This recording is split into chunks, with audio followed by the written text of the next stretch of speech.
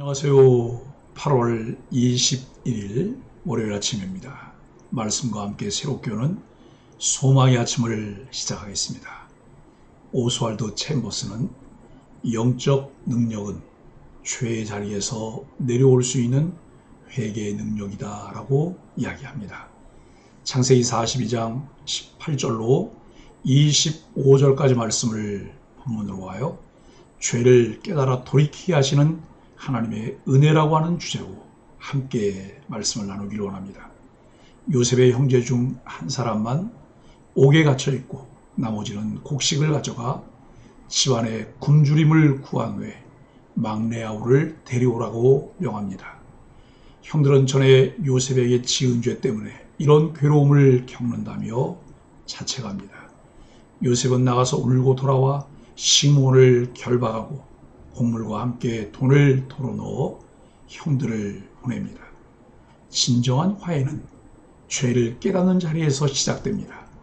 진실함을 시험하려는 요셉의 교익 앞에 형들은 자신들이 겪는 괴로움이 지난날 동생을 팔아버린 일 때문이라고 생각합니다. 자신들의 잘못을 뉘우치는 첫 발걸음을 떼었습니다. 하나님은 사랑이십니다.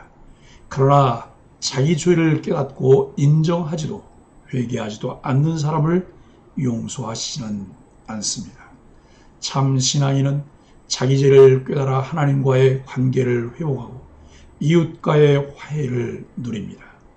총리인 요셉 앞에 형제들이 머리를 숙입니다. 요셉은 포커페이스를 유지하며 그들을 추궁합니다. 그는 형제 중 한 명이 베냐민을 데려와서 진실함을 증명하라고 명령합니다. 하지만 형제들을 3일 동안 가둔 후에 생각을 바꾸어 한 명만 남고 다른 형제들은 돌아가라고 명령합니다.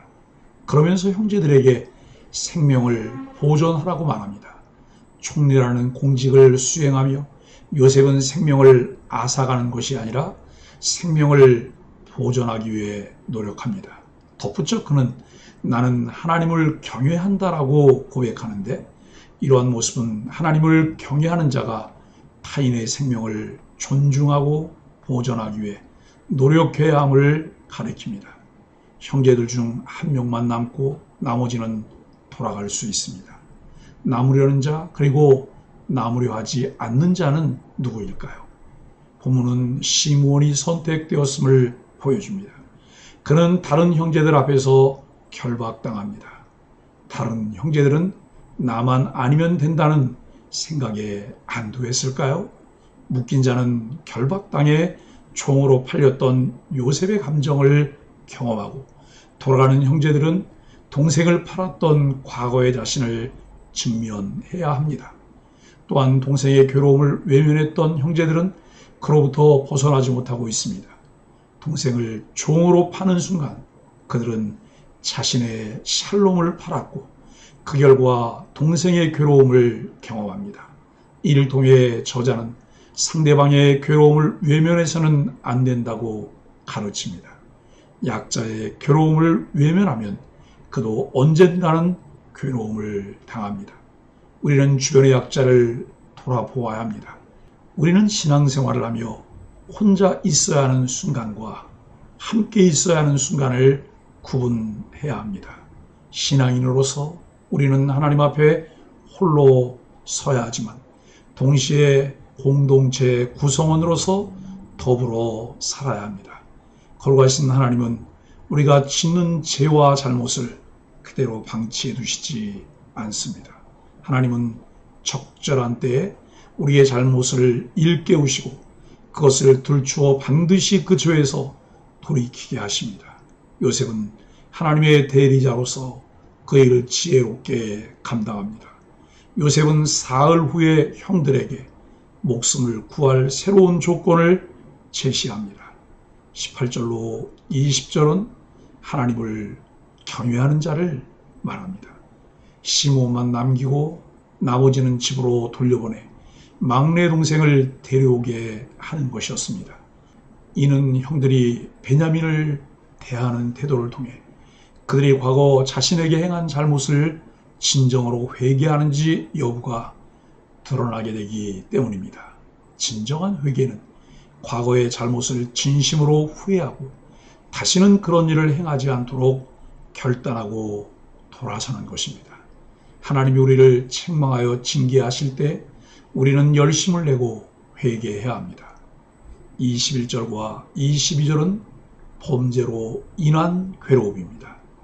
이 과정에서 10명의 형들은 과거 요셉을 팔아넘긴 사건을 회상합니다. 그들은 기근이라는 상황에서 어쩔 수 없는 고난을 만나자 자신들이 요셉을 애굽에 팔아넘긴 일을 후회하고 회개했습니다. 과거에 그들은 요셉이 애거라는 것을 듣지 않고 외면했습니다. 그래서 지금 괴로움을 당하는 것이라고 말합니다. 죄의 결과는 결코 다른 것으로 해소되지 않습니다. 반드시 죄에 합당한 책임을 스스로 져야 합니다. 하나님 앞에 자신을 정직하게 살펴 죄를 깨닫고 회개함으로 용서받는 은혜를 누리시기 바랍니다. 루벤은 형제들이 자기 말을 듣지 않아서 보응받는 것이라고 말합니다. 물론 루벤은 형제들이 요셉을 죽이려고 했을 때 그를 구하기 위한 임시 방편으로 일단 그를 구덩이에 던지자고 제안했습니다. 그렇다고 요셉이 애굽으로 팔려간 일에 대한 책임을 면할 수는 없습니다. 죄의 책임을 다른 이들에게 돌리며 원망하는 것은 합당하지 않습니다. 우리는 자신의 잘못을 인정하며 그 책임을 감당하려는 자세로 문제를 해결해야 합니다.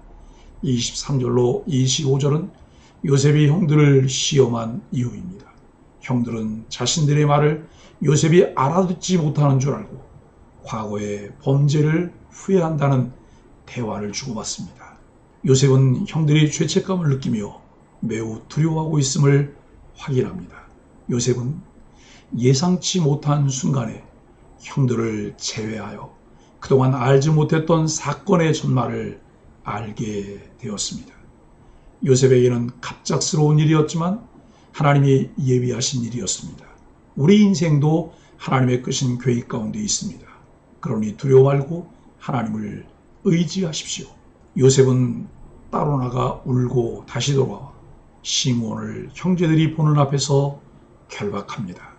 요셉은 형들이 측은하기도 하고 자신의 상처도 떠올라 눈물을 쏟았을 것입니다. 그는 형제들에게 곡물을 주고 돈은 도로 자루에 넣었으며 그들이 길에서 먹을 양식도 따로 챙겨주었습니다. 그는 자신을 악하게 대한 형들을 선대하면서도 섣불리 자신을 드러내지 않았습니다. 공사를 잘 구분할 줄 아는 것이 필요합니다. 말씀 묵상을 통해 성숙한 그리스도인으로 하나님의 성품을 잘 드러내는 것을 배워야 합니다. 우리는 사적 감정보다 하나님의 뜻을 최우선으로 두고 지혜롭게 행해야 합니다.